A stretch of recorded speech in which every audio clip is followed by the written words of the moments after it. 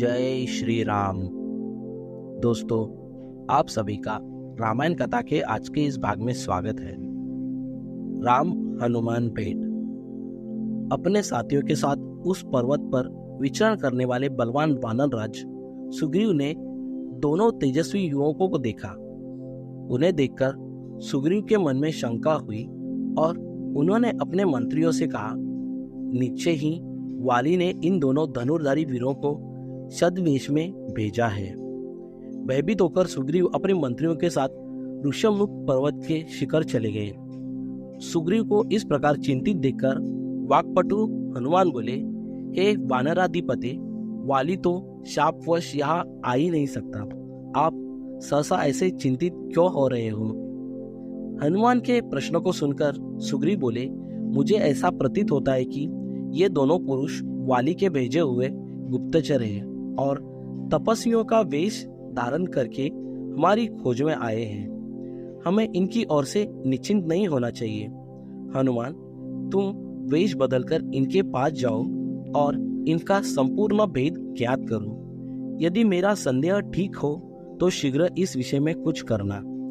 सुग्रीव का निर्देश पाकर हनुमान भिक्षु का भेष धारण कर राम लक्ष्मण के पास पहुंचे। उन दोनों को प्रणाम करके वे अत्यंत विनीत एवं रुद्र वाणी में बोले, हे वीरों, आप दोनों सत्य पराक्रमी एवं देवताओं के समान प्रभावशाली जान पड़ते हैं। आप लोग इस वन्य प्रदेश में किसके लिए आए हैं?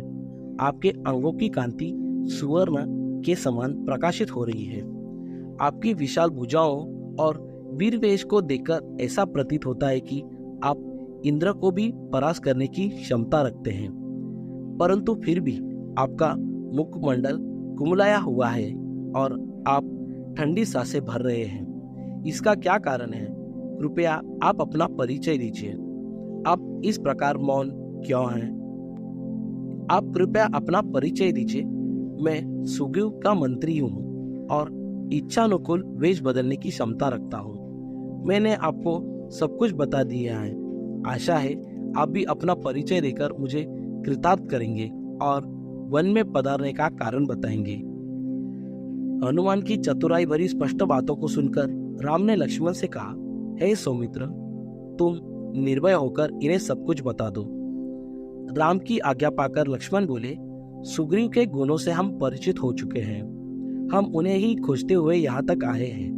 हम अयोध्यापति महाराज दशरथ के पुत्र हैं। ये श्री रामचंद्र जी उनके ज्येष्ठ पुत्र और मैं इनका छोटा भाई लक्ष्मण हूँ। 14 वर्ष का वनवास पाकर ये वन में रहने के लिए अपनी धर्मपत्नी सीता और मेरे साथ आए थे। रावण ने सीता जी का हरण कर लिया है। इसी विचार से कि संभवतः वे हमारी सहायता कर सके, हम लोग महाराज सुग्रीव के पास आए हैं। सम्राट दशरथ महाराज के ज्येष्ठ पुत्र आज समय के फेर से सुग्रीव की शरण में आए हैं, ताकि महाराज सुग्रीव अपने दल बल सहित इनकी सहायता कर सके। इतना कहते हुए लक्ष्मण का कंठ अवरुद्ध हो गया। लक्ष्मण के वचन सुनकर हनुमान बोले, हे लक्ष्मण, आप लोगों के आगमन से आज हमारा देश पवित्र हुआ।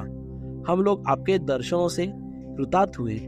जिस प्रकार आप लोग विपत्ति में हैं, उसी प्रकार सुग्रीव पर भी विपत्ति की घटाएं छाई हुई है। वाली ने उनकी पत्नी का हरण कर लिया है तथा उन्हें राज्य से निकाल दिया है। इसलिए वे इस पर्वत पर निर्जल स्थान में निवास करते हैं। फिर भी मैं आपको विश्वास दिलाता हूँ कि वे सब प्रकार से आपकी सहायता करेंगे। इतना कहकर हनुमान बड़े आदर से रामचंद्र और लक्ष्मण को सुग्रीव के पास ले गए। दोस्तों, इसके आगे की कहानी रामायण कथा के अगले भाग में। धन्यवाद। जय श्री राम।